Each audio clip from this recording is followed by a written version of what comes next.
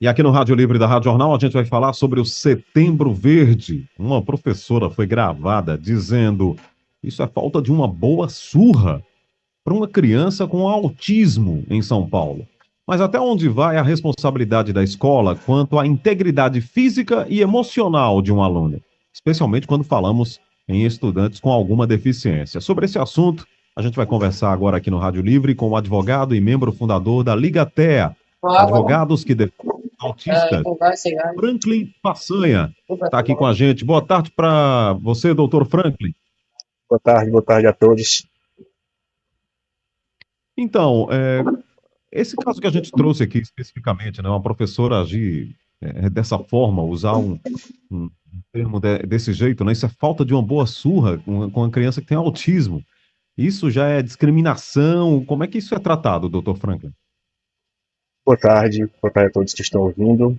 Inicialmente, eu assisti essa reportagem e, enfim, meu estômago remoeu ouvindo aquilo. Imagino o pai e a mãe dessa criança. Na verdade, demonstra um despreparo sistêmico do nosso sistema de educação em relação às diretrizes referentes à educação inclusiva. Eu falo isso com muita propriedade porque, para você ter noção, apesar de advogado, eu tive que me formar em letras para ajudar o processo de alfabetização do meu filho, diante das dificuldades que são apresentadas. Sou pai de uma criança autista de 9 anos de idade e, nessa idade, espera-se que o aluno já tenha consolidado seu processo de alfabetização e, até então, a gente ainda tem dificuldades. Imagine aí um pai e uma mãe que tem que colocar um gravador para saber se, além de o seu filho estar aprendendo as questões curriculares, ele também não está sofrendo nenhum tipo de preconceito. Isso é muito grave e também pode ser considerado crime de discriminação pela Lei Brasileira de Inclusão. Pois é, quais são os direitos realmente das pessoas, crianças com deficiência, especificamente no ambiente escolar, doutor Franklin? Esse é um dos grandes gargalos das pessoas com deficiência no Brasil, além, obviamente, da saúde, da inclusão. A parte educacional, ela é um gargalo sistêmico, como eu havia falado, em relação à formação dos nossos professores. É um pouco a história, os nossos professores e o nosso curso de pedagogia, ele ainda tem uma deficiência e uma carência muito grande dentro da sua grade em relação às aulas e estratégias de educação inclusiva. Só existe uma cadeira referente a assunto de educação inclusiva em 5 anos. Eu falava que o nosso curso de pedagogia ainda tem um gargalo muito grande em relação às diretrizes de educação inclusiva. E essas diretrizes não formam nossos profissionais. Nós temos um intervalo de tempo muito grande entre as nossas legislações e a formação dos nossos profissionais. E esses professores, de fato, não são preparados para a educação inclusiva. A gente precisa trabalhar muito mais essa questão da educação inclusiva num contexto maior, não só da formação dos professores, como dos novos professores.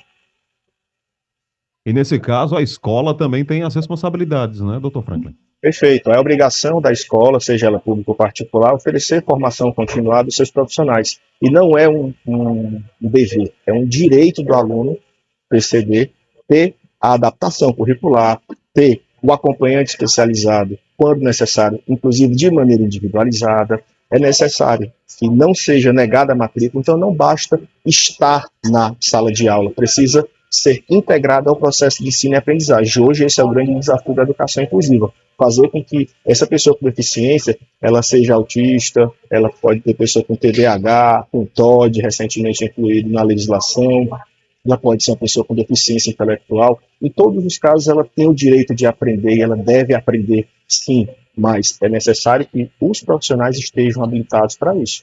Agora você imagina a quantidade de pessoas com deficiência e a quantidade de professores. A gente tem uma defasagem muito grande. Inclusive pesquisas que falam que em 2040 talvez a gente não tenha quantidade de professores suficiente para a quantidade de alunos que temos hoje. Esse é um grande desafio, né, para o futuro da inclusão, o futuro da educação, como disse o doutor Franklin. A gente está tendo uma oportunidade de aproveitar o mês de setembro para fazer essa discussão. Eu imagino que como foi importante essas cores nos meses, né? E o Setembro Verde é uma oportunidade de levantar esses temas, de debater esses temas com mais intensidade, né, doutor Franklin?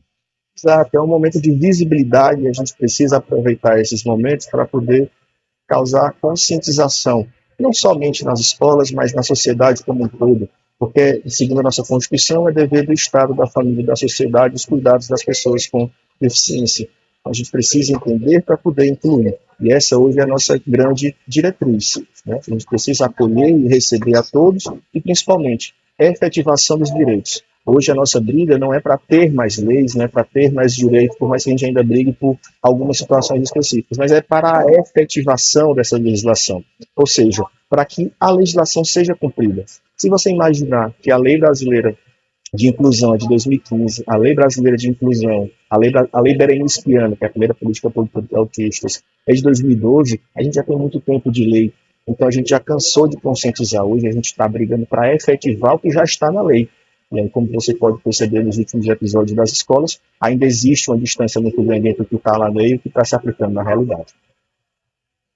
Já existe uma legislação, né, vigente, então é só observarmos melhor a lei, o que ela pede e o que é necessário fazer para a gente ter essa inclusão realmente de verdade.